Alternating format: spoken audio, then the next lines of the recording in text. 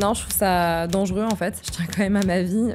C'est un peu un truc de millionnaire. Hein. Bah ouais, L'Everest, c'est 50 000 balles tête. En vrai, faut manger à la fin du mois. Donc là, mon coach, il nous a fait carrément un Teams et tout. Il a commencé à nous montrer comment c'était dans l'arène, entre guillemets, tu vois, de l'Aerox. Oui, la Colombie, c'est dangereux si tu te mets en danger. Mais en fait, c'est peut-être moins dangereux que certains quartiers de Paris, quoi. Mais tu sais que moi non plus, j'ai rien préparé en fait. Hein. Bah, c'est très bien. Moi, en fait, je ne fais tous les podcasts que je tourne, je ne prépare jamais rien. De temps en temps, quand même, je me mets un peu à jour sur la life de la personne. Parce que du coup, ça me permet d'avoir en fait une frise chronologique sur laquelle je peux me rattraper si jamais à un moment donné j'ai un blanc. C'est ça qu'en fait, là, je préfère être à ta place qu'à la mienne. C'est plus facile. Parce qu'en fait, là, moi, pendant que tu parles, je dois préparer des questions qui tombent dans un petit toboggan. Et en même temps, tu dois écouter ce que je t'ai dit pour peut-être rebondir là-dessus. Exactement, mais si j'avais une question, il faut que j'arrive à la garder au bout du toboggan. Et moi, comme j'ai pas une super grande mémoire, c'est souvent un peu compliqué. Ok, au pire, tu réécoutes l'enregistrement. Ouais. Mais tu vois, en plus, là, ce que j'étais en train de te dire, c'est que franchement, je crois que nous, ça fait peut-être à peine 3-4 semaines, même pas 3 semaines qu'on se parle. Franchement, je sais pas comment tu fais, je suis fatigué rien que de regarder tes stories, quoi. Bah ouais, non, mais moi, je suis fatiguée et en même temps, ça me stimule, quoi. Moi, j'ai besoin de vibrer dans ma vie, en fait. Et j'ai l'impression que chaque défi sportif que j'ai ou nouvelle aventure, boulot ou quoi, mais en fait, ça me transcende, quoi. J'ai trop besoin de ça. C'est mon moteur, en fait. Mais du coup, t'es pas fatigué? Parce qu'en fait, des fois, moi, ce qui me fatigue, en fait, c'est de pas être chez moi. Tu vois, mine de rien, quand on est toujours dans les sacs à dos, les valises, les trains, les avions, en fait, c'est plus ça, plus que l'activité. Enfin, en plus, toi, souvent, c'est pour faire des performances sportives.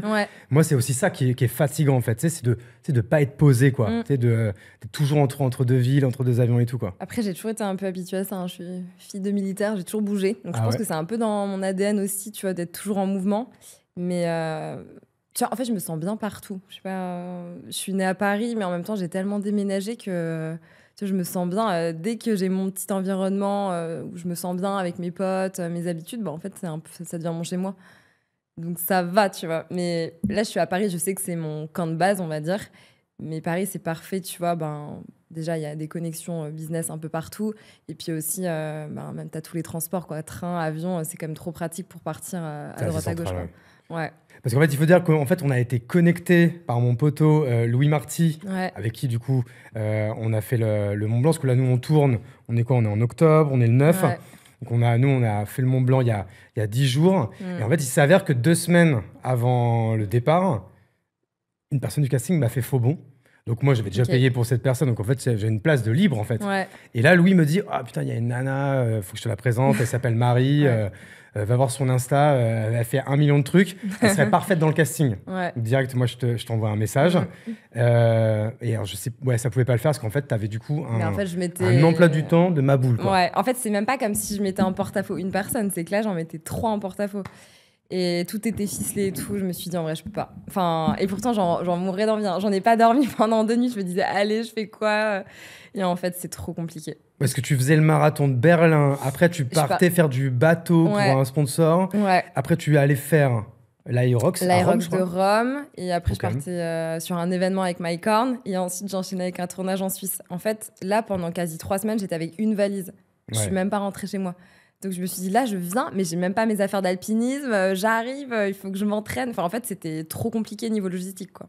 Non, mais écoute, il y aura d'autres Mont Blanc, d'autres trucs. On te mettra un peu dans les projets. On va faire la classique. Et je te demandais, comment quand on te demande pardon, de te présenter, comment tu te présentes en général? Comment je me présente? Comme Marie OX, déjà, pas Marie Colanta. On va dire que Marie Colanta, c'est un peu mon nom de scène, tu vois, sur Instagram. C'est un peu ce que je te disais tout à l'heure, c'est que j'ai l'impression que vous gardez tous Colanta dans vos URL Insta. Je me demandais, même si c'était contractuel avec la prod. Pendant la diffusion, c'est bien. Après, tu peux l'enlever. Mais il y a pas mal de gens il y a pas mal de gens, mais il y a quelques personnes qui l'ont retiré. Par exemple, des Mathieu Blanchard, qui sont un ultra-trainer professionnel, tu vois. Il n'y a aucun intérêt qu'ils gardent. Parce que lui, la brain de Colanta, même limite maintenant. Exactement, lui, il est vraiment connu pour ça. Ou Claude, je sais même pas si Claude, il a gardé Claude de Colanta, mais il y en a certains, Dorian Louvet, qui est. Dorian Louvet. Je le connais pas. Là, il fait les 7 marathons majors cette année. C'est mon coach de course, quoi. Voilà. Et comment il s'appelle celui aussi, je pense que tu le connais, là, qui est en train de se faire 30 marathons en 30 jours ou 40... 72 marathons en 72 jours. C'est Alban. Ouais, Alban. C'est un pote à toi aussi? Ouais. Est-ce que c'est trop marrant parce que le mec qui fait le documentaire autour de ça, il s'appelle Hugo Lorenz. Je sais pas si tu le connais. Ouais, ça me parle de nom. Ouais. Bah, en fait, c'est parce qu'il faisait partie du coup des cadreurs qui étaient là au Mont Blanc et qui du coup va co-réaliser le film et tout. J'ai l'impression que tout est lié un peu dans, c'est trop drôle. Un peu dans votre monde de l'influence et de la création de contenu sport. Ça, quoi. Sportive. En fait, c'est ça. C'est qu'on a l'impression qu'on se connaît tous, mais c'est un microcosme quand même. La course à pied, on connaît vite tout le monde. Là, l'Irox, en plus de ça, parce que du coup, avec l'Irox, j'ai l'impression que là, pareil, il y a beaucoup de coureurs qui se sont mis à l'Irox. Donc en fait, c'est vraiment un tout petit milieu, quoi. Mais c'est trop bien. Franchement. Donc du coup, c'est ça, donc Marie OX. Ouais. Parce que c'est vrai que là, excuse-moi, c'est moi qui t'ai coupé avec cette histoire de Koh-Lanta. T'inquiète. Parce que du coup, c'est ça en fait, c'est que peut-être pendant un temps, t'as été Marie de Koh-Lanta, non? Ouais, bah en fait, ça m'a propulsée aussi sur les réseaux sociaux. Donc en 2020, je pars sur le tournage. 2021, c'est la diffusion. Donc là, je change mon pseudo, c'est parti. Et puis en fait, à ce moment-là... C'était pendant le Covid que vous avez fait le tournage? Moi, c'était la fin du Covid. Il y a eu 3 épisodes tournés pendant le Covid. Moi, j'étais période couvre-feu. Donc il y avait encore des gens, tu vois, qui regardaient pas mal. Donc là, c'était une des dernières saisons qui a vraiment, vraiment bien marché. Et là, en fait, moi, j'ai toujours utilisé les réseaux sociaux parce que comme j'ai toujours voyagé et fait du sport, j'aimais bien, tu vois, c'était un peu mon blog où je parlais un peu de moi. Et donc, très rapidement, on va dire, à travers Koh-Lanta, ça m'a permis d'être un peu connue comme Marie, la coureuse, qui aime bien la performance, qui fait autant des marathons que du trail. Tu vois, j'aime bien faire un peu les deux.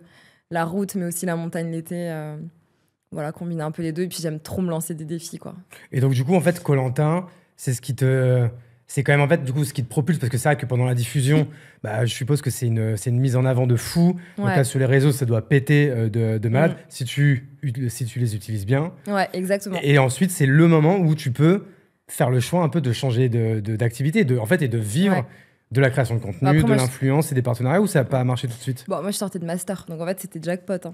Je sors de master, je suis dans l'événementiel sportif, dans le tourisme. En fait, j'ai pas de taf. Hein. Je sors de mon bac plus 5, j'ai rien avec le Covid. Et donc, c'était un peu compliqué. Mon stage de fin d'études, je travaillais pour le Marathon des Sables, donc tu vois, j'avais quand même un pied dedans depuis longtemps. Il y avait un petit background, quoi. Et en fait, grâce à Koh-Lanta, ça m'a permis de continuer, tu vois, être un peu sur les réseaux et de comprendre qu'en fait, je pouvais gagner ma vie en étant créatrice de contenu. Donc, j'ai continué à surfer sur la vague de Koh-Lanta, mais sans parler de Koh-Lanta, en fait, en parlant de ma vie, de qui je suis. Et puis voilà, après, les gens... Je suppose quand même que pendant la diffusion, vous surfez quand même un peu dessus. Je sais pas si tu faisais des lives ou si, mine de rien, ce que tu mets en story, tu mets un petit peu peut-être des récaps de l'épisode, de tes ressentis sur ci, sur ça. Parce que moi, j'avoue que je regarde pas la télé, mais je regarde un truc, c'est Koh-Lanta.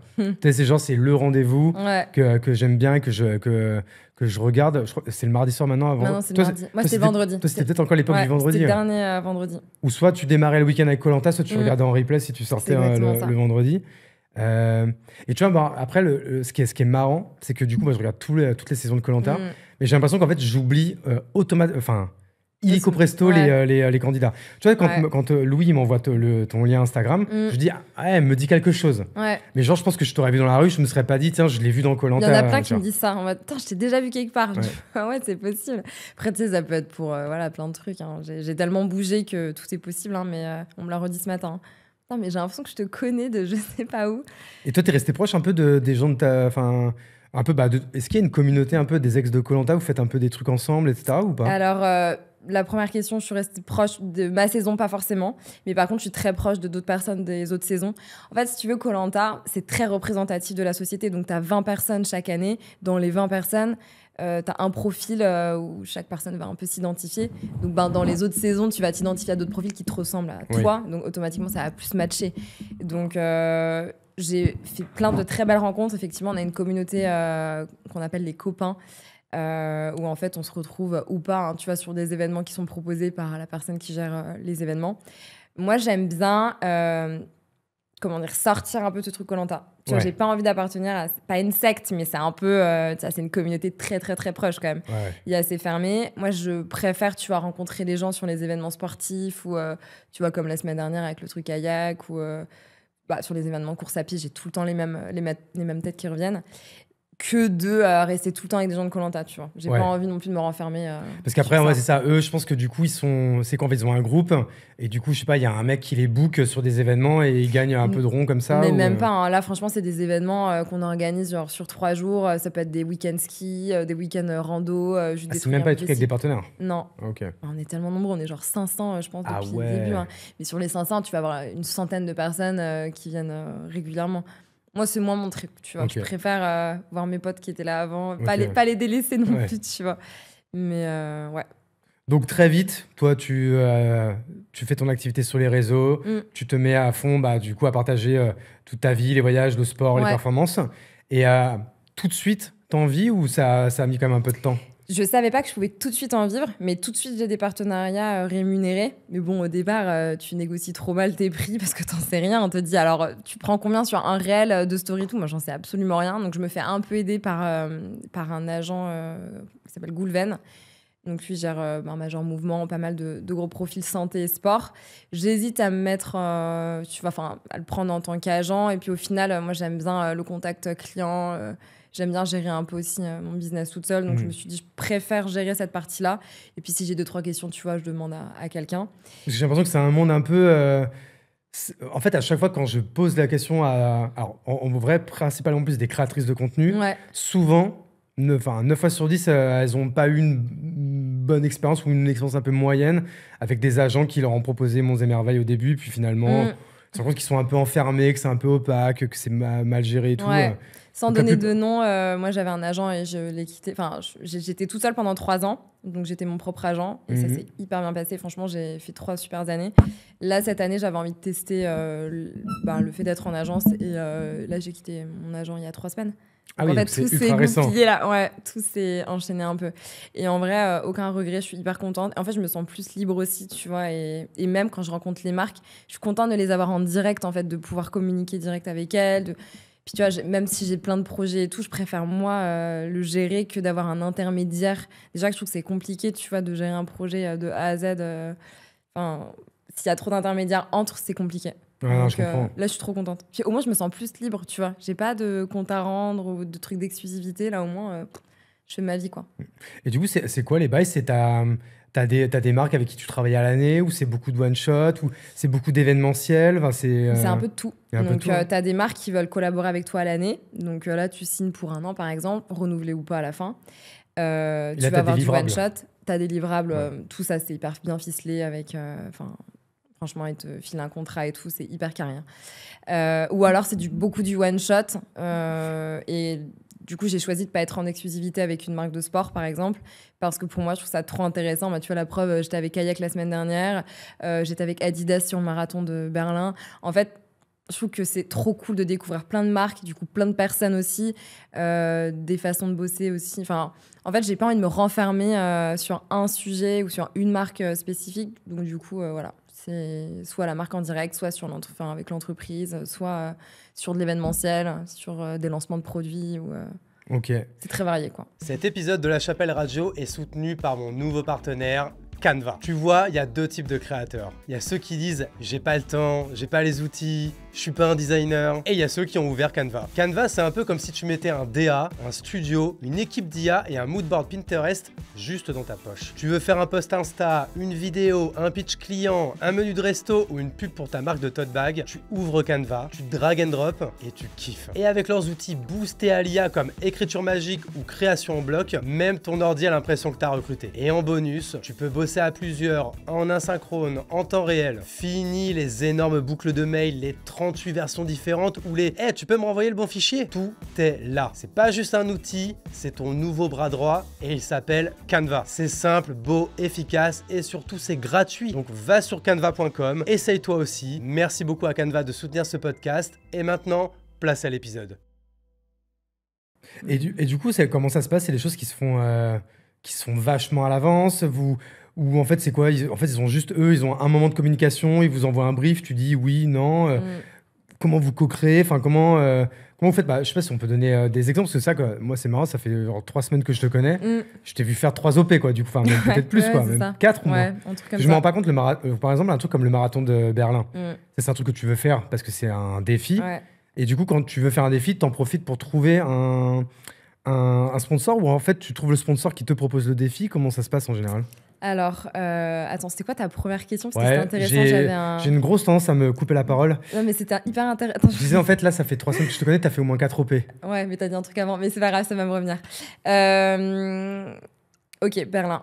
Par exemple, Berlin, là, c'est une personne que j'ai rencontrée l'année dernière sur le Marathon pour tous, parce que je bossais avec Nike, donc tu vois, rien à voir. Ah oui, les ennemis. Et ce gars-là, non, mais c'est un truc de fou. Et ce mec, il travaille pour un magasin de course à pied qui s'appelle 14 Running, donc t'en as plusieurs sur Paris et à Marseille. Connu. Voilà. Je reçois leur newsletter. Ouais, lui, il est à Marseille. Et il m'a dit, Marie, en fait, il était trop en mode, j'ai plein de trucs à te proposer et tout. Là, j'ai un dossard pour le marathon de Berlin. Et je lui ai dit, mais c'est incroyable. Je sais pas si tu connais un peu les marathons. T'as 7 marathons majors dans le monde. Et c'est dur d'avoir les dossards. Impossible, quasi impossible. Moi, j'ai fait New York l'année dernière. C'était incroyable, c'était le premier, c'est le mythique, il était exceptionnel. Et là, quand il m'a proposé Berlin, je me suis dit, waouh, franchement, trop stylé. C'est mon 2e major. Là, le but, c'est de faire les 7 majors, je sais pas en combien de temps, mais tu vois, de les avoir pour avoir la grosse médaille finale. Après, c'est quoi? Il y a Boston. T'as Boston, Chicago, Tokyo, New York, Londres. Bah t'as Paris aussi, non? Non. C'est pas un major? Et t'as Sydney qui s'est rajouté cette année et c'était fin août. Voilà. Ok. Et t'as Berlin. Ah, stylé. Voilà. Mais très très stylé. Et franchement, les marathons majors, c'est vraiment une ambiance que tu verras nulle part ailleurs. Déjà, c'est une orga, mais quand t'arrives au salon du marathon, mais c'est une expo le truc. C'est hallucinant. T'as toutes les marques possibles. Enfin, non, mais c'est un truc de fou. Tu restes des heures à l'intérieur, t'as envie de tout acheter. Enfin. Franchement, c'est monstrueux, quoi. Ils font une com, mais c'est dingue. Donc, quand il m'a proposé ça, je lui ai dit, franchement, let's go. Et voilà, c'est vrai que c'est beaucoup de choses qui sont... Ah voilà, c'était ça ta question. Est-ce que c'est du last minute ou pas? Ah oui. L'influence, c'est très du last minute.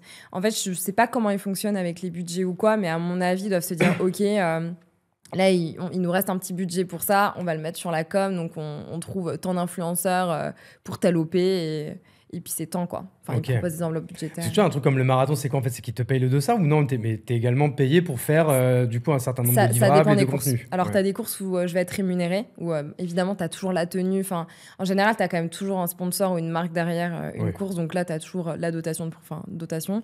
Et, qui est déjà pas mal, hein?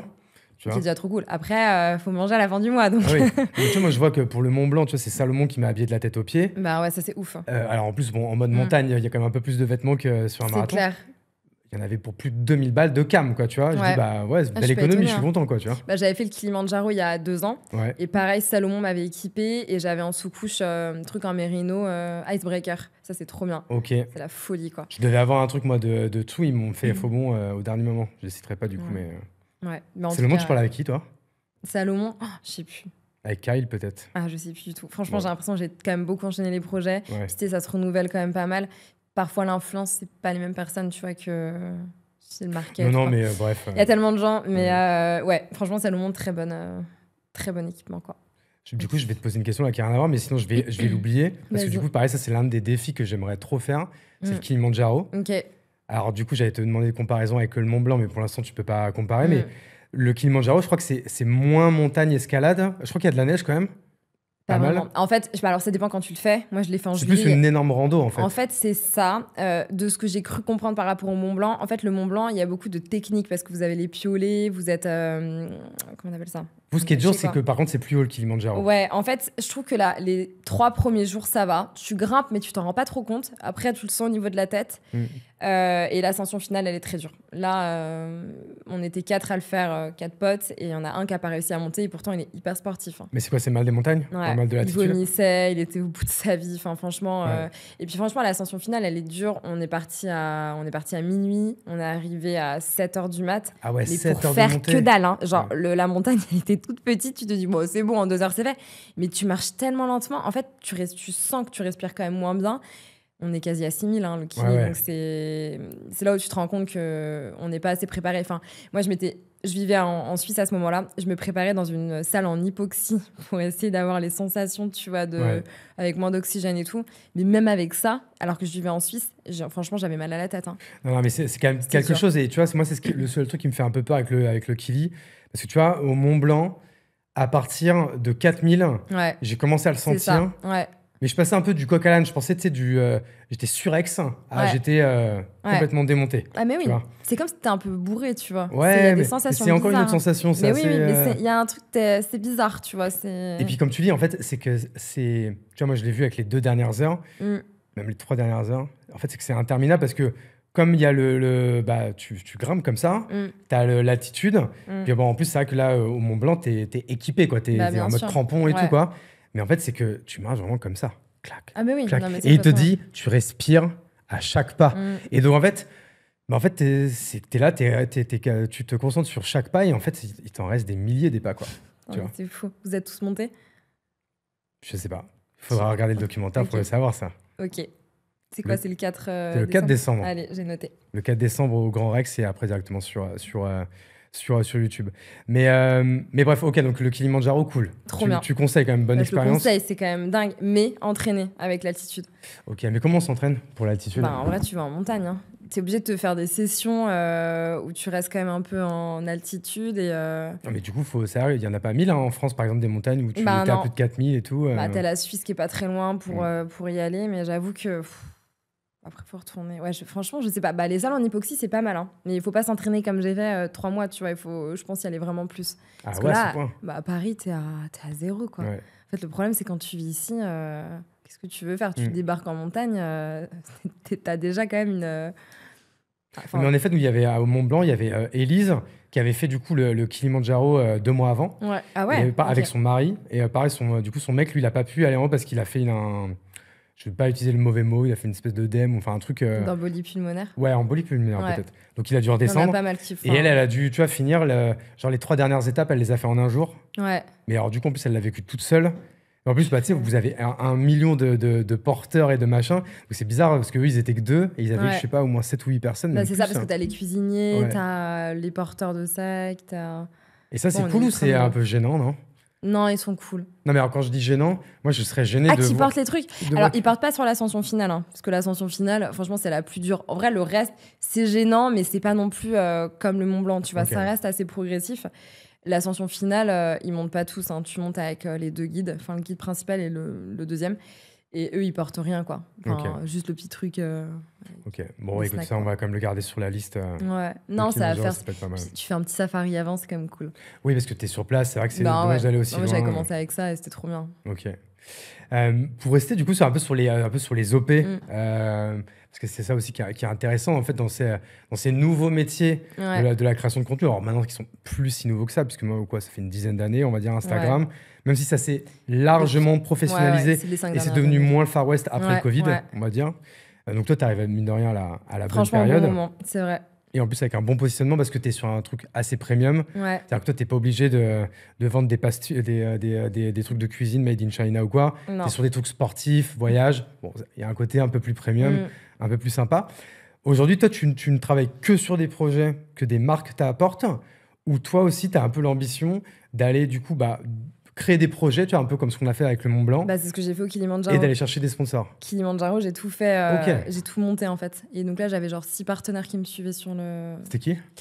J'avais Cairn, donc les lunettes de trail, j'avais Camelback pour le sac, j'avais Salomon et Icebreaker pour les sous-couches. J'avais Happy Form, c'était des probiotiques, parce que t'es quand même en Afrique et tout, et en vrai, c'est quand même cool. Insta360, la caméra. Et voilà, peut-être qu'il me... Ouais. Et donc, quand tu fais une OP comme ça, donc ça paye tout le voyage et tu arrives à regagner ta vie par-dessus? Ah oui, tu gagnes quand même plus. Ouais. Après, moi, j'avais fait en sorte aussi, tu vois, d'avoir des promotions sur place.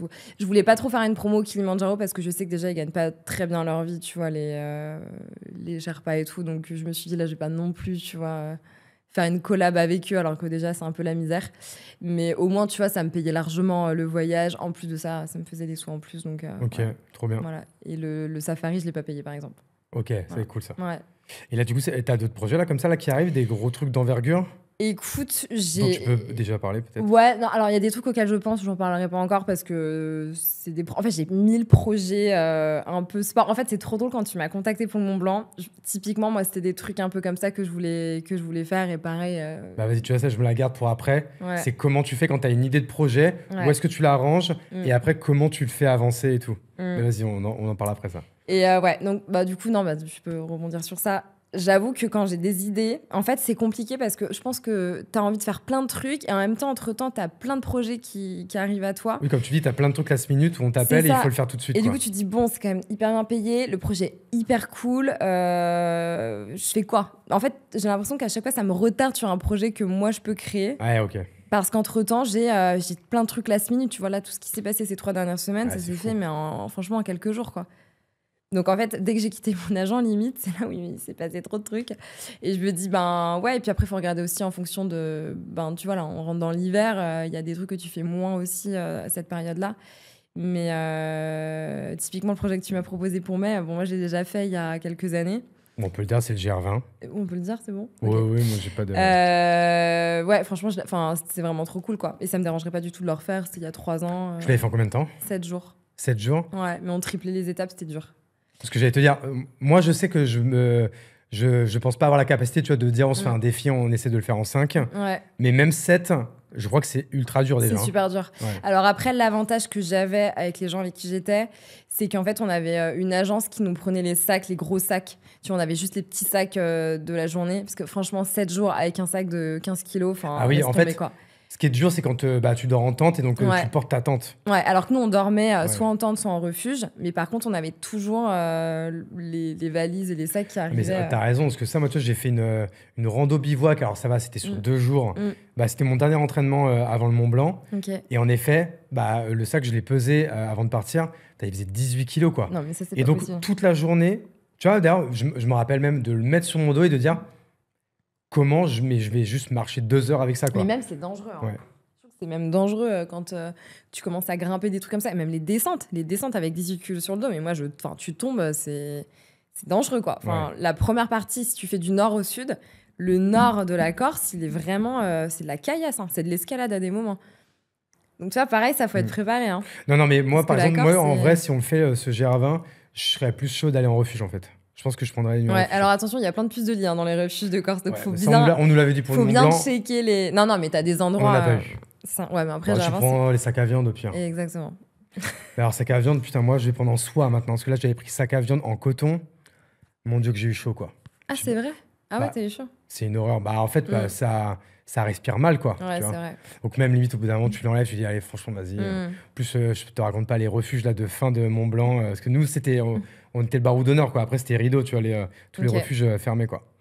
Mais bref, donc le GR20, donc toi, tu l'as fait en 7. Ouais. Mais donc, cool, mais dur. Ouais, cool, mais dur. En fait, tu prends pas trop le temps, tu vois, de profiter de la rando, quoi. Parce que tu sais qu'en fait, t'es que dans la perf, tu fais quoi. 12 heures de marche dans la journée, quoi. Ah bah, c'est ça. T'es obligé, tu te la vis pas. Tu pars genre à 5h et puis t'arrêtes à 17h, quoi. C'est ça. Puis si t'as envie de te faire une pause déj et tout, en fait, t'es obligé de tracer, quoi. Ouais.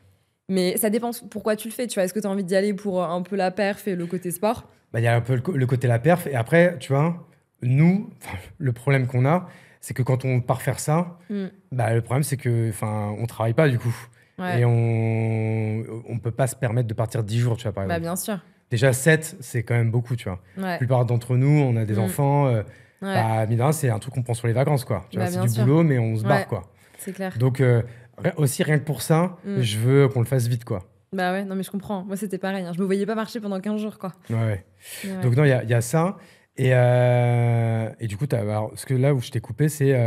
tu allais me dire, c'était quoi les gros projets que tu préparais, là, un peu type Kili, que tu préparais toi et qui te faisait kiffer là, dans les mois qui viennent, là?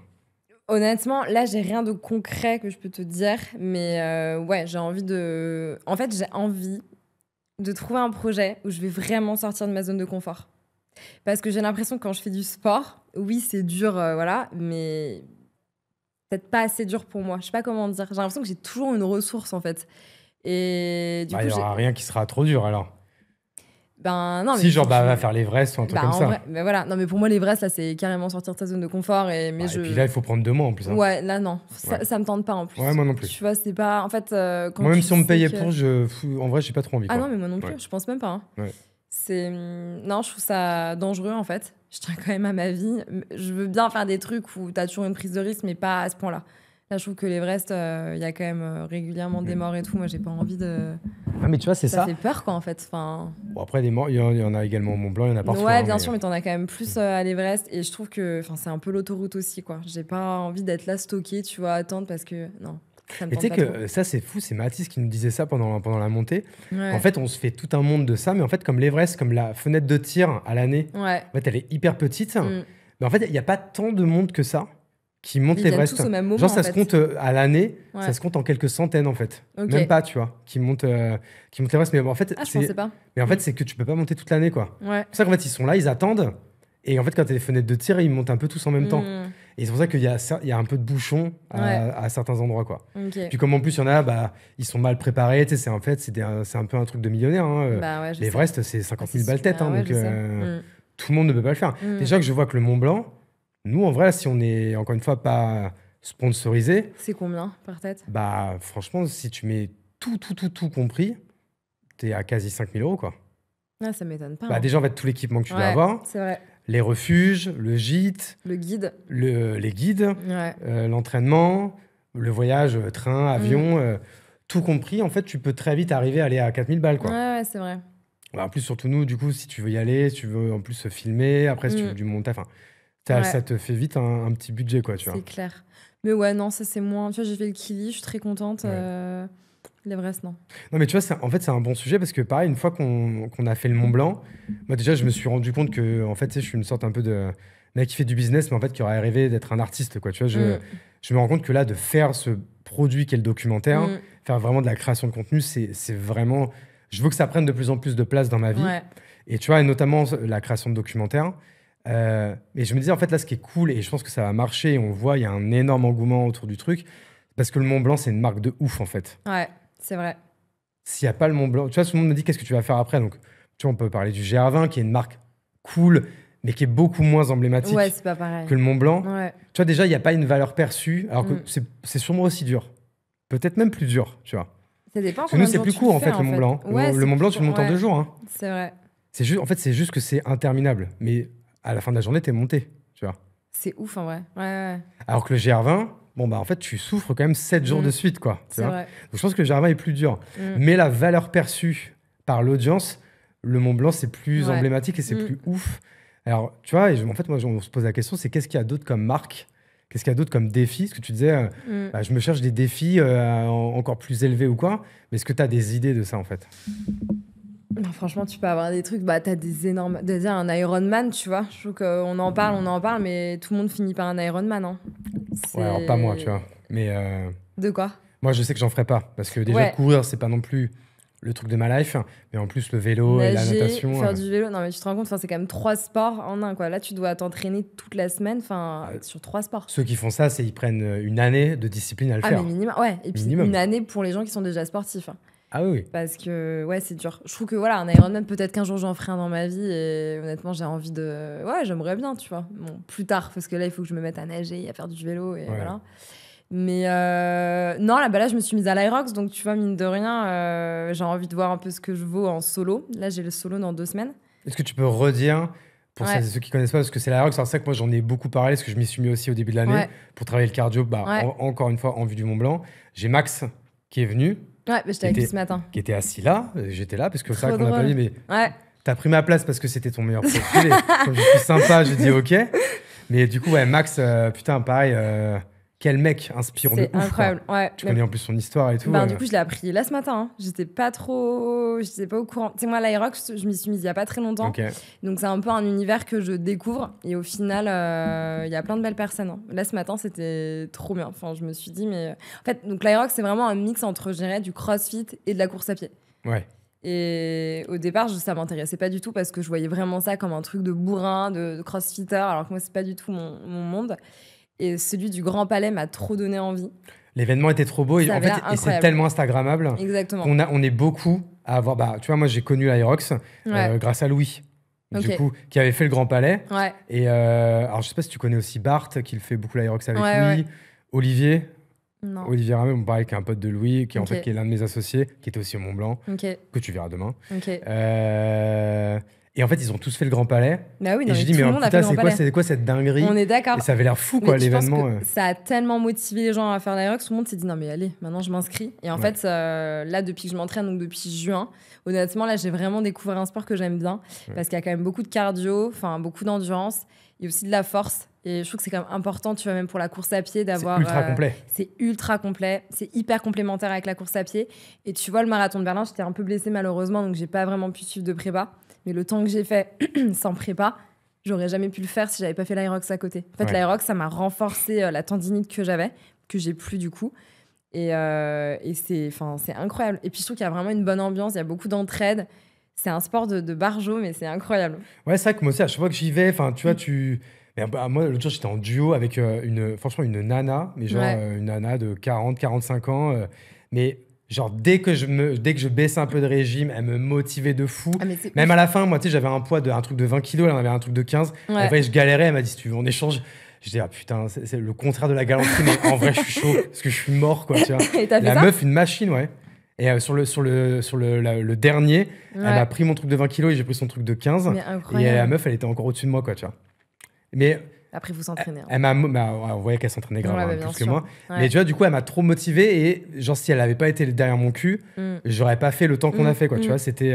Mais c'est ça qui est beau en duo. C'est qu'en fait, tu vois, c'est un sport qui est soit individuel, parce que si tu as envie de te donner à fond et de compter que sur toi, tu le fais en indiv.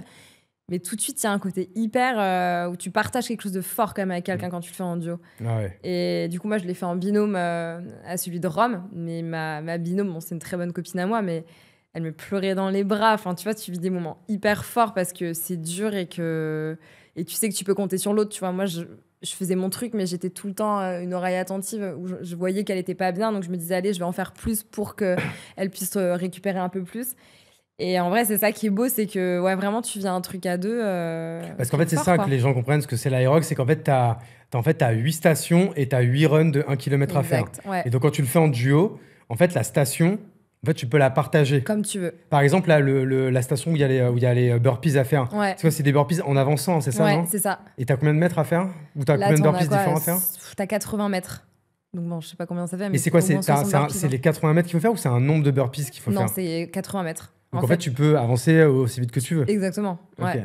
Et donc en fait, il y en a un qui peut faire, vous pouvez faire moitié-moitié, ou un quart. Ou à un moment donné, il y en a un il peut faire 60% ou 70%. Vous gérez en fait à deux, quoi. Exactement. Mais nous, on avait une stratégie. En fait, avec mon coach et tout, on a fait un call d'1 heure. Ah, t'avais écrit quand même le truc. Oui, bien sûr. Non, mais tu sais qu'on il y en a qui vont en impro. Hein. Oui, parce que là, on veut y aller un peu pour la perf, tu vois. Ouais. Mais là, mon coach, il nous a fait carrément... on a fait un Teams et tout. Il a commencé à nous montrer comment c'était dans l'arène, entre guillemets, tu vois, de l'Aerox. En mode, là, on rentre là, il y a la première station, là, pour gagner du temps, tu dois faire ça. En fait, vraiment, ça se bosse. Tu peux pas aller sur une compète d'Aerox en mode... alors, je sais pas comment ça se passe, où sont les ravitaillements, où est la station 1. En fait, c'est un truc qui se prépare en avant et c'est ça où tu vois que c'est un truc de barjo. C'est que les gars là qui font des chronos de fou, ils ont tout pensé, tout calculé, quoi. Et du coup, on s'était dit, OK, moi, je commence la station et je la termine comme, on va dire que mon avantage, c'est quand même la course à pied. Donc, le but, c'est que je la tire sur la course, mais que comme du coup, c'est plus facile pour moi, je commence la station, elle récupère, elle fait le milieu et moi, je termine parce qu'à la fin, il faut repartir. Parce que c'est ça, en fait, c'est que tu fais ta station, tu cours une borne, tu fais ta station, tu cours une borne, et par contre, la borne, vous la courez toutes les deux. Ouais, tout le temps. Et vous devez rester ensemble. Tout le temps. Ok. Et c'est ça qui est dur, en fait. Si t'avais quelqu'un qui n'a pas ton niveau de course, honnêtement, ça peut être frustrant dans les deux sens. Ouais. Et ouais, c'est pas évident. Du coup, là, on va dire que le port de Versailles, ça va être cool pour moi parce que je suis vraiment toute seule. Et je pense que là, je vais réellement sortir de ma zone de confort. Et que ça va être dur. Comme temps ? Non, franchement, c'est dur de dire parce que c'est mon premier. J'ai démarré il n'y a pas très longtemps. Honnêtement, j'aimerais bien aller me rapprocher des 1h10, quoi. Ah ouais, 1h10, c'est costaud. Ouais. Hein. Bon, après, je fais partie quand même des très bonnes coureuses. Bah oui, parce que toi, le marathon de Berlin, tu l'as fait en combien de temps là, Non, en 3h15. Mais 3h15, c'est bien. Oui, c'est bien. Ça fait du 4h30, je sais pas combien. Okay. Ah, tu dis ça comme si c'était une perf de merde. Non, mais c'est bien, mais parce que je me suis pas entraînée. Donc j'ai du mal à te dire oui, c'est incroyable, oui, c'est bien. Franchement, je suis contente. Maintenant, là, place à l'entraînement pour... moi, mon but, c'est de faire un sub 3 heures cette année. Donc, tu vois, ouais, tu voudrais faire en dessous les 3 heures. Ouais. Mais là, c'est... Et là, je te dirais, là, c'est ouf. Et là, je suis très fière de moi. Non, mais en dessous de 3 heures, franchement, c'est quoi ? C'est le top 5%, ça. Mais même pas. 0, ouais, est-ce que c'est... Il y a quasi personne. Hein. Il y a moins. Et tu penses que c'est possible ? Oui. Tu pourrais l'atteindre. Je vais l'atteindre. Ah, ok. Je vais l'atteindre. Ben, en fait, là, je suis en train de voir si je peux avoir un dossard pour Valence. C'est dans 2 mois, donc j'aurai pas trop de prépa, mais quand même, ça va 2 mois. En vrai, là, vu que je me sens quand même très en forme physiquement, c'est possible que là, je le passe en décembre si j'ai le dossard. Sinon, ça sera début d'année pro à Séville. Okay. Je vais à un marathon plat et tu as quelques marathons qu'il faut bien sélectionner. Okay. Donc, soit décembre, soit février. Mais je les ai, hein. Je veux les avoir. Tu sais, c'est le petit goal dans ta vie. Là, tu as envie de checker les moins de 3 heures. Ben, moi, je le fais. Vas-y, intéressant. Du coup, c'est quoi un peu la bucket list de Marie OX? Ben, là, déjà, cette année, j'avais envie de faire un peu des records, tu vois, sur 10 semi et marathons. J'ai fait quand même... j'ai gagné 6 minutes sur semi. Donc, je suis partie au Kenya en début d'année. Je suis partie 2 semaines et demie m'entraîner sur la terre des champions, quoi. Mais de toi-même ou avec un sponsor? Non, du coup, avec mon coach et du coup, la Running Academy, donc le groupe de course qu'il a créé. Et là, je suis partie, je faisais un peu la promotion. Mais attends, c'est qui ton coach? C'est Dorian Louvet. Ah ben oui, ok. Ouais, voilà. Et donc là, je suis partie à Iten et je me suis entraînée pendant 2 semaines à fond, du coup, au plateau, hein, c'est à 2400. Donc là, au départ, tu sens pas, tu vois, quand tu fais de la montagne, tu sens pas que t'es à 2400, ça reste pas non plus hyper haut. Mais par contre, quand tu vas courir, là, tu sens que... ouais. Waouh, pourquoi t'arrives pas à aller plus vite? Tu sens que tu galères, t'es essoufflé. Après, au bout de 3-4 jours, tu commences à t'acclimater. Et après, quand tu commences à avoir des bonnes sensations sur les séances, déjà, tu doubles les séances par jour. Franchement, j'étais à 120 km par semaine. Donc déjà, ça me changeait de ce que je faisais quotidiennement. Et puis, t'es vraiment hyper stimulé, tu vois, par tous les gens qui courent. T'as une énergie de fou. Enfin, franchement, c'est trop bien. Et puis, tout le monde prépare aussi des courses. Donc, t'es vraiment dans une bulle de sportif et de compète. Et en plus de ça, t'es quand même dans des bonnes conditions. Quand je suis rentrée en France, mais je volais, quoi. Je sais même pas comment expliquer. C'est fou, en fait, de se dire que tu reviens sur plateau. Mais en fait, t'as une drogue naturelle, quoi. En fait, t'as mais c'est pour ça que tous les grands sportifs vont s'entraîner en montagne. Ouais. Je me rappelle d'avoir... Quand j'étais vraiment jeune, tu vois, parce que du coup, c'était un documentaire sur Michael Schumacher, qui, en fait, pour s'entraîner, mais genre, il se lestait, il mettait 1 million de couches et il allait courir en montagne, en fait. Non, mais parce que c'est là, en fait, que tu te fais ta cache, quoi. Exactement. Et ça marche trop bien. Donc là, si je sais que je fais Valence, je pense que j'irai me faire 2 semaines au Kenya en novembre. C'est mettre toutes les chances de mon côté. Ok, donc ça c'est l'une des choses à cocher sur la bucket list. Ouais. Est-ce qu'il y a d'autres choses? Est-ce que, je sais pas, il y a des performances en mer? Est-ce que tu as des sports automobiles, J'aimerais beaucoup me faire une transatlantique. Okay. En fait, c'est fou parce que... Tu sais que j'ai pensé à ça, mais moi pas du tout, tu vois. Mais en fait, c'est dur. Je sais que ça va être dur parce que je suis tellement une pile et que j'ai besoin d'être en mouvement que je pense que ça peut vraiment être une belle expérience pour moi de me dire... je suis en mer pendant plusieurs semaines. Puis en fait, je trouve que tu prends beaucoup plus le temps. Je pense que tu ressors de là. Je pense que tu apprends beaucoup sur toi-même. Transatlantique, c'est 10 jours environ, c'est ça? Si tu vas vite. Ok. Si les courants sont bons, je crois. Donc 2 semaines. Ouais, minimum, je crois. En fait, moi, je pense moi, ce que j'ai peur, c'est de me faire quand même grave chier, en fait. Ouais, mais je me dis, c'est l'expérience, en fait. Ouais, ok. Tu vois, genre, justement, on prend jamais le temps dans la vie. On est toujours à 10 000, on est tout le temps... Tu vois, à Paris, tu reviens à Paris, c'est au bout d'une journée, t'es déjà épuisé. Enfin, c'est trop bien, en fait. C'est vrai que les gens marchent plus vite fou. ici. Je me rends compte quand je vais d'un point A à un point B, je suis en sueur, je fais mais pourquoi j'ai marché? En fait, c'est parce que j'ai marché vite. Mais bien sûr. Et j'ai pas l'habitude de marcher vite, moi, à Bordeaux, tu vois, par exemple. Mais du coup, tu vois, genre de prendre le temps, moi, c'est quelque chose que je fais très peu. Je me dis, ça peut être bien, ça peut être une belle expérience. Et puis, je sais pas, t'imagines, t'avances, c'est naturel, quoi. Il n'y a pas de moteur, c'est par la force du vent. Enfin, moi, je trouve ça incroyable. Je trouve que ça peut être une belle expérience. Je connais très peu la mer et je me dis pourquoi pas. Ok, donc s'il y a ça, t'as quoi d'autre un peu de... Non, mais j'aimerais bien, en vrai, j'aimerais bien faire un gros projet course à pied, mais sur quelque chose qui a du sens. Donc, je suis en train de réfléchir un peu. Je sais pas trop, mais c'est de construire quelque chose de sympa. En fait, une sorte de défi un peu comme ce que fait Alban. Ouais. Mais du coup, pour une cause, par exemple. Ouais. Et un truc où c'est collectif, où tu plutôt partagé. Moi, je t'avoue que ce que fait Alban, je suis hyper admirative parce que mentalement, tous les jours, il se réveille, il doit quand même repartir pour un marathon. Mais quel enfer, c'est inhumain. Non, mais moi, c'est ça. En fait, tu vois, limite, moi, je voudrais même pas le faire. Je dis pas que j'en suis pas capable. Et en fait, je pense même que c'est pas bon pour son corps, là, ce qu'il est en train de faire. C'est sûr que c'est pas bon, mais en plus, je crois qu'il a un peu mal au genou, je sais pas quoi. Mais non, moi, je respecte ça. Et surtout, ce que je respecte encore plus, c'est qu'il ne sait pas où il va dormir le soir. C'est-à-dire qu'en fait, il toque ils toquent à la porte des gens en disant voilà, bonjour, je suis Alban, je cours 72 marathons en 72 jours et là, je cherche le gîte et le couvert, quoi. Tu te dis, mais c'est un truc de fou. Enfin, tu sais, il faut oser quand même. Hein. Ouais. T'es épuisé, mentalement, tu dois dire ok, là, j'arrive et je dois quand même aller toquer aux gens, je vais me prendre des portes. Et puis en fait, après, il fait des rencontres, honnêtement, de ce qu'il transmet sur les réseaux. Franchement, il fait des rencontres incroyables. Mais c'est fou. Hein. Au niveau humain, ça a l'air fou. C'est Alban comment déjà ? Pellegrin. Donc là, c'est pas Alban Koh-Lanta, c'est Alban Pellegrin. Je crois qu'il a mis Pellegrin. Ouais. Non, mais moi aussi, il me semble plus qu'il y a Koh-Lanta. Et non, je trouve que c'est vraiment beau. Je pense qu'il va ressortir de là. Non, mais t'imagines, c'est 2 mois et demi de course. Le gars, il va revenir, ça va être quasi l'hiver. Bah, franchement, avec une expérience humaine, je pense, hyper intéressante. Puis de voir qu'en fait, les Français, on est quand même sympas. Tu vois, il y en a plein qui t'ouvrent la porte de chez eux, qui... T'imagines, tu connais pas cette personne, il y a un gars qui toque à ta porte, puis tu lui donnes tout, quoi.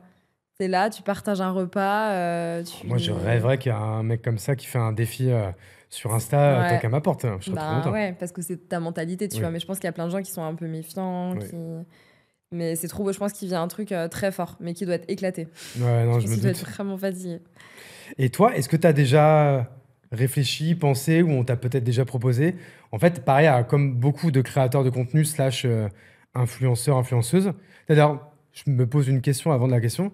Toi, tu te considères comme une influenceuse ou une créatrice de contenu ? Créatrice de contenu. Influenceuse, tu dis pas. Pour moi, influenceur, alors on est influenceur de toute façon aussi, mais je trouve que création de contenu, c'est quand vraiment tu vas aller créer du contenu. Ouais. Que tu as un peu ton équipement, tu vois, genre appareil photo, drone, que tu donnes aussi un peu la peine, tu vois, d'investir dans du matériel, de faire tes montages, d'apporter quelque chose à ta communauté. Pour moi, un influenceur, ceux qui sortent de télé-réalité, c'est de l'influence de juste faire un placement de produit à 2 balles sur un blanchiment dentaire. Enfin, moi, j'appelle ça de l'influence et pas de la création de contenu. Tu vois. En fait, le problème, c'est que du coup, ils ont un peu galvaudé le mot qui aurait pu être cool. Parce qu'en fait, tu vois, par exemple, un footballeur est un influenceur. Mais s'il l'influence dans le bon sens du terme, tu vois, quand à la rentrée, tu as un Antoine Griezmann ou tu as un Gilles Lelouch qui mettent sur Instagram, c'est la rentrée des classes. Observer les camarades qui sont un peu de côté, peut-être que vous savez pas, peut-être qu'ils vivent des trucs chelous, vous foutez pas de leur gueule, accueillez-les à la cantoche, laissez-leur une place. Enfin, tu vois, ça, c'est de l'influence. Mais du coup, en fait, c'est ça que l'influence, on utilise ce mot que quand c'est négatif, tu vois, c'est ça qui est dommage. Oui, parce que c'était de l'influence ce qu'on fait, évidemment. Tous les jours, moi et puis d'autres personnes, on reçoit des messages... du coup, on va influencer en bien, en tout cas, c'est le but. Tu as des gens à peut-être se mettre au sport, à croire en eux, à oser. Moi, je suis partie 4 mois en voyage solo en début d'année. Je me suis séparée en décembre et j'avais vraiment besoin de partir. Et là, tu vois, je me voyais pas du tout. Je savais pas du tout où je voulais être. Je suis arrivée à Paris, j'ai récupéré la part d'une pote qui partait vivre en Australie. Donc, le plan était trop bien. Je suis hyper bien placée. Enfin, je me suis dit, franchement, il faut que j'ai un camp de base. Mais je me voyais pas du tout démarrer quoi que ce soit à Paris. Donc du coup, je suis partie, j'ai pris mon sac à dos. Et pourquoi je te dis ça ? Parce que oui, j'ai aussi influencé les personnes et les femmes à dire voilà, en fait, je suis partie en Colombie. Oui, la Colombie, c'est dangereux si tu te mets en danger, mais en fait, c'est peut-être moins dangereux que certains quartiers de Paris, quoi. Oui. Donc, et puis en fait, ça dépend de ta façon de voyager, et puis il faut oser, et puis si tu as envie de guérir aussi de quelque chose, en fait, sors de ta routine, des gens qui t'entourent, pars pour toi. Et puis moi, ça m'a vraiment changé sur plein de choses, le voyage solo aussi. J'ai toujours été hyper ouverte aux gens, sociable, etc. Mais là, je crois que il y a un truc en plus, j'ai un déclic, c'est que je m'en fous je sais pas, de la critique ou de... Tu sais, si je veux faire un truc, je le fais. Genre, je me pose même plus de questions. Si je veux parler à quelqu'un, je lui parle. Enfin, je m'en fiche. Il n'y a pas de honte, en fait. Tu vois, ça, c'est un mot que j'ai limite retiré de mon vocabulaire. Avoir honte, ça ne veut rien dire, je trouve. Donc, du coup, maintenant, si je veux faire un truc, je le fais. Je me pose vraiment plus de questions. J'ai plus de limites, en fait. Et ça m'a déclenché un truc, tu vois, ce voyage. Parce que tu comptes que sur toi. Hein. Tu es avec ton sac à dos dans un autre pays. Tu parles pas la langue. Tu dois te débrouiller, quoi. Donc, Et à chaque fois, par exemple, un truc comme ça, en fait, là, vraiment, tu vas de toi-même. Tu vas pas pour travailler ou quoi. Du coup, après, tu trouves sur place. Enfin, et tu vas faire du coup après des contenus ou quoi, mais de base, tu fais un peu ce que tu veux, quoi. Bon, j'ai fait quelques petits partenariats, tu vois. Par exemple, en Colombie, j'ai fait le trek de la Cité perdue. C'est un trek qui coûte quand même hyper cher, mais qui est vraiment à faire. Donc là, du coup, tu vois, j'ai contacté une agence locale. Donc là, ils m'ont offert le trek. Donc derrière, tu vois, ça m'a permis de faire du contenu, mais même sans forcément parler de ça, tu vois, j'avais aussi envie... Alors, je voulais un peu me déconnecter des réseaux au début, j'en avais vraiment besoin. Et après, j'ai eu quand même ce manque, tu vois. Je me suis dit, c'est quand même mon travail. Et puis, en fait, j'aime ça aussi, montrer. Parce que t'es quand même hyper connecté, tu partages énormément. Ouais. Je sais pas, il n'y a pas un seul jour où tu mets pas minimum une dizaine de stories, quoi. Bon, là, c'est parce que c'était beaucoup pour le boulot, tu vois. J'avais des contraintes et tout. Normalement, je fais pas forcément autant, mais j'aime bien. Après, je mets ce que j'ai envie de mettre, tu vois. Je veux que ce soit du positif, mais que ce soit la réalité aussi. Tu vois, je pense qu'il faut aussi montrer les vrais moments de ta vie, quoi. En fait, c'est bien de montrer, t'as toujours le sourire et tu fais du sport et tu voyages, mais en fait, il y a aussi des moments où t'es pas forcément bien. Et j'en ai parlé d'ailleurs en début d'année, en disant, d'ailleurs, je m'étais coupée des réseaux pendant franchement 10 jours. J'avais dit, voilà, là, je suis pas bien. J'avais pas parlé du fait que c'était ma séparation. D'ailleurs, j'ai jamais exposé ma séparation sur les réseaux, alors qu'on était tous les deux créateurs de contenu et qu'on était exposés pendant 3 ans ensemble. Mais j'avais pas envie de faire un post pour buzzer ou j'en sais rien. Je me suis dit, ça reste ma vie privée. Les gens vont le comprendre au fur et à mesure. Et puis, ça sera très bien comme ça. Et ouais, non, j'essaye de partager au maximum, quoi. Mais le voyage, j'avais quand même envie, tu vois, de partager un peu ce que je faisais. Et puis, j'ai rencontré tellement de gens que, tu vois, c'était un peu le truc de... Je pars toute seule, mais je reviens avec 50 potes, quoi, entre guillemets. J'ai jamais été seule, en fait. Et tu parlais du coup un peu, encore une fois, des gens vont comprendre, donc en fait un peu de ton audience, de ta communauté. Ouais. Toi, t'as quel genre de communauté? C'est très engagé, c'est-à-dire que tu reçois beaucoup de messages, beaucoup de réactions, c'est positif, est-ce qu'il y a un peu de négatif? Est-ce que du coup tu dois faire face à des trucs un peu chelous? Enfin, comment ça se passe aujourd'hui? Franchement, c'est 99,9% de positif. Ouais, il y a ce petit truc négatif de temps en temps, mais c'est rien. Le négatif, ça va être tu prends l'avion, l'écologie. Alors ça, c'est un truc... Maintenant, les gens le disent moins parce que les gens qui me suivent, ils ont compris que ça faisait partie aussi de ma vie, de mon travail, mais aussi de ma vie. Donc, s'ils veulent plus me suivre, tu vois, ils se sont déjà désabonnés, ces personnes-là. Mais voilà, de temps en temps, je vais avoir un petit warning de « Ouais, l'écologie, machin ». Ouais, en fait, moi, au quotidien, je trouve que... Enfin, je fais attention, tu vois. Je fais attention sur plein de sujets. Après, oui, je prends l'avion, mais tu vois, derrière, c'est pas comme si j'allais... J'ai rien contre Dubaï, mais c'est pas comme si j'allais à Dubaï faire du jet ski, tu vois. Genre, là, je pars faire de la rando, je pars faire des trucs nature, des treks, vivre des aventures, en fait, qui sont quand même assez écolo, quoi. Ouais. Mais... Et autrement, c'était quoi ta deuxième question? Non, c'est ça, en fait, c'était par rapport en fait, à la communauté, en fait, un peu à sa gestion, en fait. Est-ce que ça te prenait beaucoup de temps d'interagir, de répondre? Est-ce que c'est beaucoup de taf? Alors, c'est dur de répondre à tout le monde, c'est même impossible.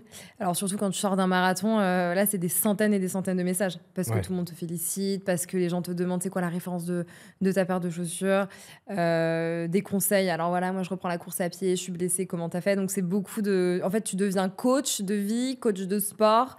coach de tout, tu vois. Et en fait, on a les créateurs de contenu, honnêtement, on a un métier avec je sais pas combien de casquettes, en fait. On fait plein de trucs et c'est ça que je trouve hyper chouette aussi. Et puis même, tu vois, sur les événements, moi, ce que j'adore, c'est rencontrer ma communauté en vrai. C'est-à-dire que sur les événements de course, j'ai plein de gens qui me suivent, donc automatiquement, je vais les rencontrer. Et puis, tu vois, ils viennent te voir, ils te remercient, puis c'est sympa, tu fais ta petite photo, tu discutes. Enfin, moi, je trouve que c'est vraiment sympa de passer du virtuel au réel. Et puis, en fait, ça pourrait être tous mes potes, hein, dans le sens où c'est des sportifs, c'est des coureurs, c'est des gens qui aiment voyager, qui sont assez ouverts d'esprit. Enfin, c'est un peu le même profil que moi. Donc, honnêtement, ça pourrait être mes potes. Ouais, de ouf. Ouais. Et est-ce que toi, t'as déjà réfléchi un peu comme pas mal de créateurs ou créatrices de contenu, par exemple, à monter tes propres marques que ça soit marque dans ton cas, je sais pas, de textile sportif ou des marques de nutrition ou autre. Enfin, je suppose qu'il y a déjà des gens qui sont venus te proposer, mais même au-delà de ça, est-ce que toi, c'est une volonté ou en fait pas du tout, tu te mets pas du tout dans ce bail-là? Alors c'est drôle parce que j'ai pensé à un projet. Alors c'était pas du textile ou quoi que ce soit, enfin en tout cas pas là. C'était plutôt, et je pense que je le ferai là en 2026. En tout cas, en fait je voulais vraiment... Cette année c'était une année particulière parce que je voulais vraiment prendre du temps pour moi. On va dire un peu me guérir de ma rupture, de faire les choses pour moi, de voyager, etc.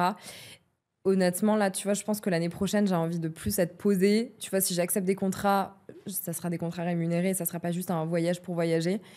Tu vois, que ce soit un peu plus structuré quand même. Et non, j'aimerais bien créer des séjours, même s'il y a des choses qui se font déjà, un peu sportifs et bien-être. Ok. Et j'ai déjà repéré pas mal d'endroits dans les pays. Tu sais, en effet, moi j'avais été contacté une fois par une boîte qui voulaient faire ça. En fait, en gros, ils créent en fait un peu ton voyage signature. Et après, ils le vendent.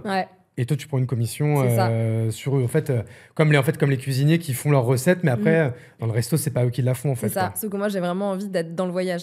C'est-à-dire que j'embarque une quinzaine de personnes de ma communauté. Tu vois, là, typiquement, je suis allée faire du kitesurf. Ça, tu peux le faire facilement, ça. Oui. Enfin, c'est du boulot, mais, c'est facile. Ça va.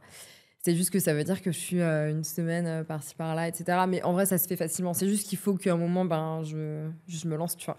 Mais typiquement, là, j'avais envie de découvrir le kitesurf. Donc, j'ai contacté un endroit à Darla, au Maroc, pour faire du kite. C'est de là-bas. Et c'était incroyable. Et du coup, je suis partie 10 jours là-bas. L'endroit était exceptionnel. Franchement, je leur ai dit, non, mais est-ce que potentiellement, si demain, j'organise un séjour avec 15-20 personnes, vous pouvez nous accueillir, quoi. Mais en fait, l'endroit, il était parfait, quoi. Je me dis, allez, j'ai juste à faire ça, je m'organise mon truc. Puis moi, j'ai fait de l'événementiel aussi. Donc, tu vois, ça me plaît de créer, d'organiser, de chapeauter un peu les trucs. Après, c'est du taf, hein. Après, c'est du taf, mais c'est du taf que j'aime. Donc, tu vois, je vais le prendre comme un boulot, mais ça me dérange même pas parce que je trouve ça génial, en fait. Et tu vois, là, j'étais dans les îles Féroé aussi il y a quelques semaines, juste avant qu'on discute. Là, j'ai vu un endroit mais incroyable. Il y avait un d'espace de sauna, de jacuzzi face à la mer, avec tu vois, une petite cabane un peu écologe et tout. Et en fait, ils font des séminaires et des trucs comme ça. Mais tu vois, j'ai gardé le contact parce que je me suis dit, mais là, c'est parfait. Je vais faire une randonnée dans la journée, un bain froid, un petit run, une rando. Enfin, en fait, c'est trop cool, quoi. Je suis complètement inculte. Les îles Féroé, c'est anglais, non? C'est entre l'Islande et la Norvège. Ah oui, donc c'est encore bien plus au nord. Ok. Je sais pas pourquoi, moi, les îles Féroé, je pensais que c'était au large du Royaume-Uni. Ouais, c'est quand même encore plus haut, ouais. Ok. Ouais. C'était ouf. C'est magnifique. Ok, alors là, c'est pas trop des produits, donc c'est plutôt des expériences. Plutôt des expériences, ouais. Et des produits, non, ça Pas pour le moment. Je trouve que c'est quand même... je trouve que c'est un peu qui tout double, les produits. Hein. Surtout le textile. Tu sais qu'il y en a très peu qui ont réussi. Hein. Je sais. Parce qu'en fait, c'est tellement le business de merde, tu vois. Tu vois, à part des gens, mais en fait, qui en ont fait leur métier à plein temps. Ouais. Bon, tu vois, en plus, c'est marrant, je lui parlais ce matin, tu vois qui c'est, Hugo Philippe? Oui. Avec sa marque Cruel Pancakes, tu vois. Lui, c'est un vrai succès, mais parce qu'il a mis 100% de son énergie dessus. En fait, le problème que pensent beaucoup de créateurs, c'est qu'ils se disent, j'ai l'audience, j'ai la coolness, j'ai le canal de distribution. Ouais. Je fais un truc et puis on verra, tu vois. Mais en fait, non, faire une marque, c'est du full-time. Il faut tout le temps animer. Il y a toujours les questions de stock, de machin. Moi, je suis pas...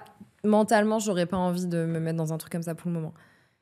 Est-ce que tu te sens entrepreneuse ou pas? Ouais. Mais tu utilises ce mot ou pas? Oui, je me sens entrepreneuse quand même. Puis c'est quoi pour toi un entrepreneur? C'est quoi? C'est dans la personnalité? J'allais te poser d'abord à toi, mais si tu veux, je te réponds avant. Pour moi, un entrepreneur, déjà, c'est quelqu'un qui fait par lui-même. C'est quelqu'un qui prend le risque. Parce que, en fait, c'est ça. Pour moi, la première facette de la définition d'entrepreneur, c'est la capacité à prendre des risques. Et c'est OK, tu vois. Ça, c'est la première chose. Deuxième chose, en fait, c'est de faire par lui-même. Ouais. Et de créer. Tu vois, c'est peut-être le triptyque, c'est créer, faire, prendre de risques. Même prendre de risques en numéro 1, après créer et après faire. Moi, je pense que le truc qui me manque là peut-être aujourd'hui, c'est la prise de risque. Et pourtant... C'est exactement ce que j'allais te demander, ouais. Et pourtant, je sais que dans la vie, j'ai toujours pris des risques. Dans tous les choix que j'ai faits, j'ai pris des risques. Mais là, c'est que si on est cynique, du coup, aujourd'hui, là, t'en prends moins. Puisqu'en fait, t'as de la chance, t'as créé ça, mais t'as du coup les partenaires, les opportunités qui arrivent, et toi, tu les saisis. Et d'ailleurs, tu le dis, tu peux même pas toutes les saisir, parce qu'il y en a beaucoup. Ça dépend des périodes. Ouais. Mais justement, et donc quand il y a des périodes où il y a mon truc, justement, je vais commencer à penser à des projets parce que je veux pas être dans une phase de down où il y a rien. Ouais. Donc je suis obligée d'aller me créer des défis parce que du coup, c'est un peu ma ligne éditoriale. Où du coup, là, je prends, c'est même pas prendre un risque parce que j'investis rien en faisant ça, mais je pense que j'ai l'âme d'une entrepreneuse, mais il faut que j'ai ce petit truc. En fait, il faut que je sois posée aussi parce que le problème d'être à droite, à gauche, t'as beau avoir 1000 idées, en fait, si je me pose pas à un endroit, mais je vais pas avoir le temps, tu vois, parce que j'ai le réseau, je suis bien entourée. Enfin, en vrai, là, demain, si je veux monter quelque chose, je pense en fait, que t'as fait le plus dur, hein, franchement. Créer son réseau et créer sa marque personnelle. Ouais. En fait, c'est 2 assets incroyables qui, une fois que tu les as, c'est des déclencheurs de projets. Mais par contre, après, il faut avoir l'idée et il faut l'exécuter. Ouais. Mais tu pars avec 2 assets qui sont fous, quoi. Ouais, c'est vrai.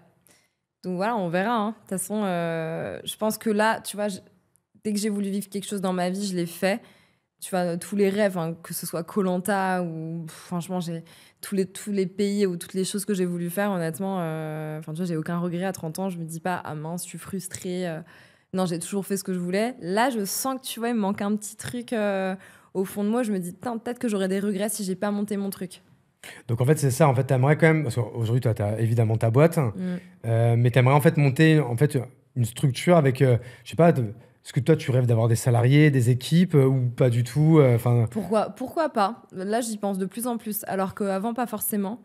Mais je pense que j'ai aussi un peu bossé. Bon, j'ai pas bossé longtemps en entreprise, mais en fait, je sais ce que j'aurais envie. Enfin, si je suis salariée demain, je sais la façon dont j'ai envie qu'une entreprise fonctionne. Que, tu vois, que ce soit bienveillant dans l'humain, mais aussi dans la confiance. Et, tu vois, si je devais recruter des gens, je sais exactement quel type de personne j'aurais envie de recruter.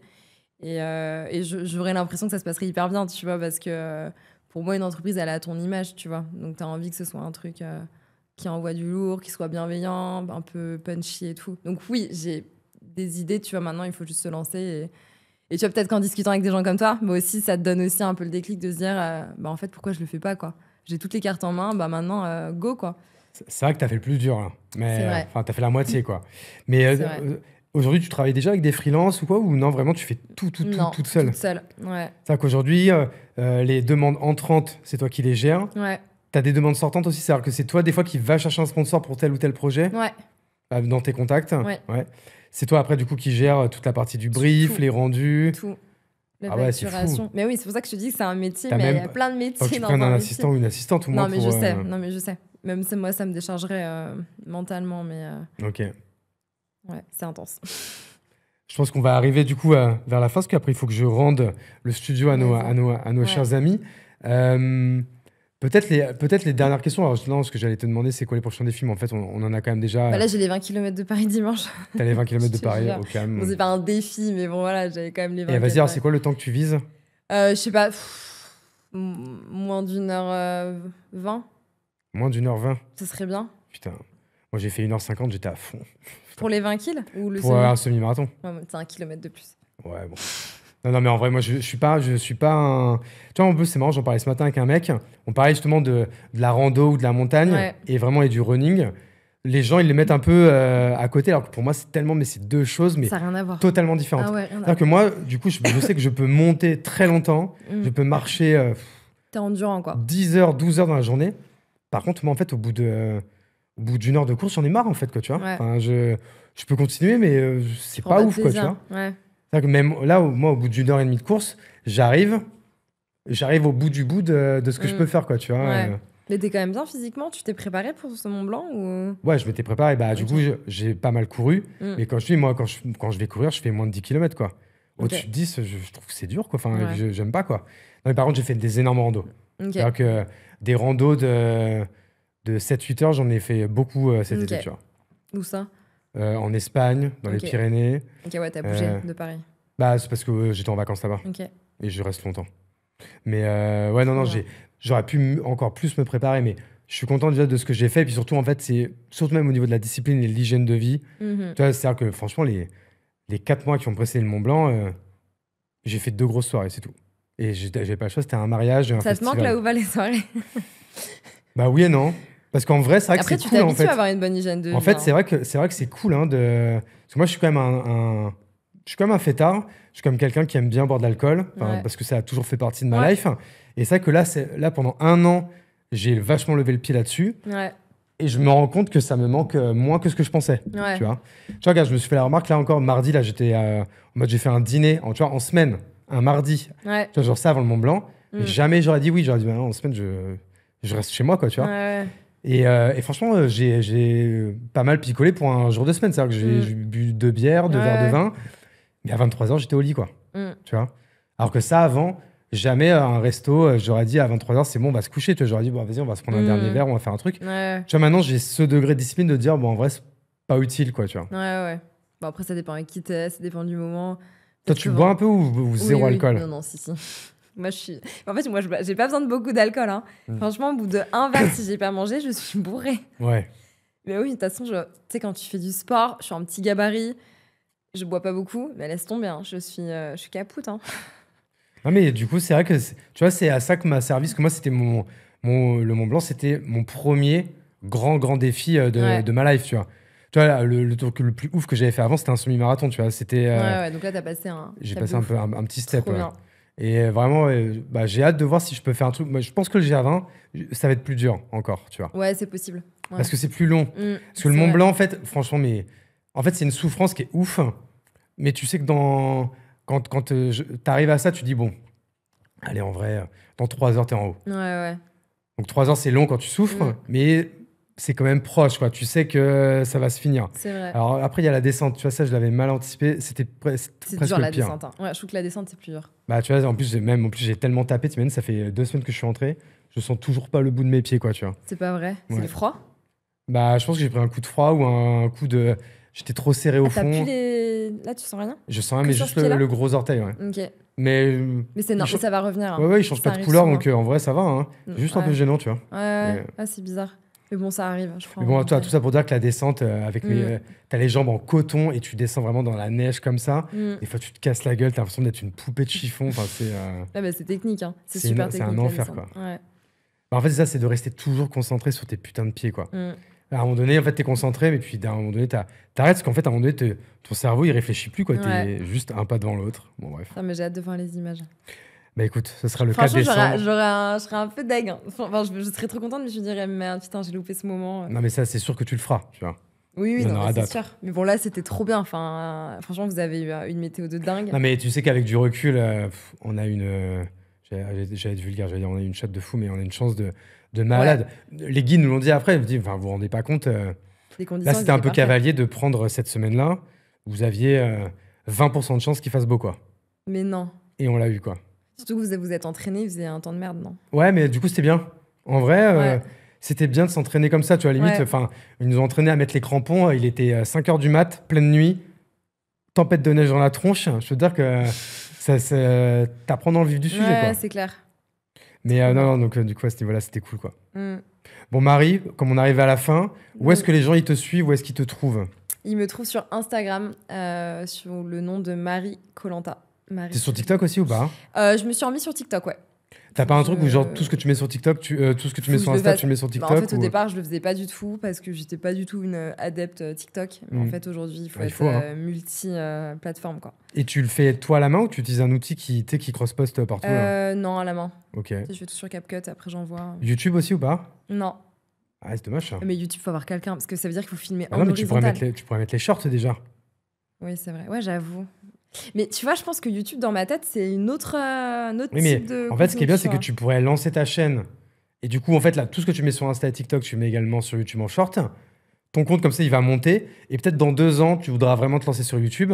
Et là, tu auras déjà au moins 20 000 abonnés, quoi. Tu vois, tu auras une bonne base. Parce que YouTube, c'est un game. Bon, tu vois, moi, je suis dans une branche un peu B2B, un peu business. Ouais. Mais tu vois, ça fait 2 ans et j'ai que 10 000 abonnés, tu vois.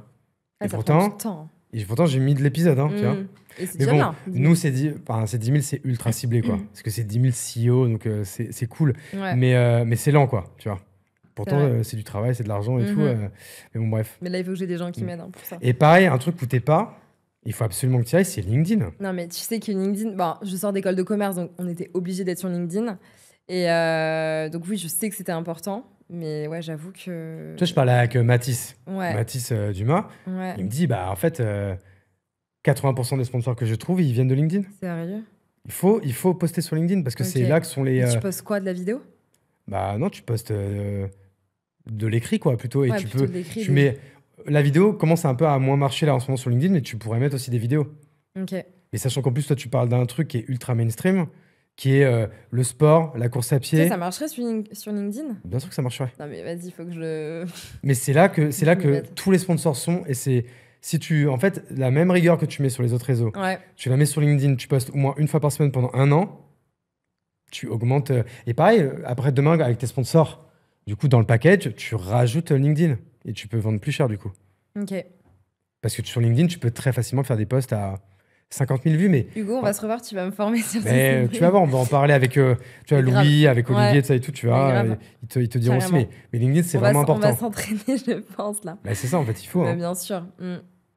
Donc Marie Colanta sur Insta, donc Marie OX, donc c'est OHEX. Exactement. C'est quoi, c'est du sud-ouest ça, OX? C'est irlandais.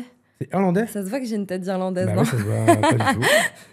Et ouais, c'est irlandais. À la base, c'est un O apostrophe. Mais je croyais que c'était basque ou un truc comme ça. Ouais, un peu... voilà. OX. Bon, pas du tout. Bon, écoute, Marie, en tout cas, merci beaucoup d'être venue un peu pareil en last minute. Tu vois, je suis un peu comme tes partenaires. C'est la vie, c'est notre vie en fait, je crois. Bah oui. C'est c'est ça, parce qu'en fait, dis-toi que normalement, en fait, là, sur ce créneau-là, est-ce que tu vois qui c'est Kyron? C'est l'humoriste Kyron. Ok. Qui joue aussi dans Bref, oui, ça, je vois. qui est aussi réalisateur. Il devait être là? Il devait être là, mais du coup, il m'a décalé au créneau d'après. Ok. Donc, du coup, là, c'est avec lui que j'enchaîne. Donc, du coup, j'avais ce créneau de libre et je me suis dit, bah tiens, en vrai, je suis sûr que Marie, elle est dispo là. Franchement, ça a de la chance que je sois dispo parce que j'ai des petits créneaux après, j'avais plus dispo. Non, mais là, c'est trop bien. De toute façon, là, je suis beaucoup plus dispo à partir de maintenant, comme je suis sur Paris. Donc, mais voilà. Parfait. En tout cas, merci beaucoup à toi. Merci. Je vais remercier aussi Podspace qui nous accueille ici. Évidemment, ceux qui sont sur YouTube, ils s'abonnent, ils likent, ils commentent. Enfin, ils connaissent un peu les bails. En audio, vous mettez 5 étoiles Spotify, Deezer, Apple Podcast. Le sponsor de l'épisode, je ne sais pas encore qui c'est, mais en tout cas, on l'embrasse. N'hésitez pas à aller cliquer sur le lien qui est en description. Ça m'aide vachement pour que cette création de contenu reste gratuite pour vous et que pour nous, on puisse le financer. Merci encore Marie, merci à toutes et tous d'être de plus en plus nombreux sur La Chapelle Radio et je vous embrasse et ciao.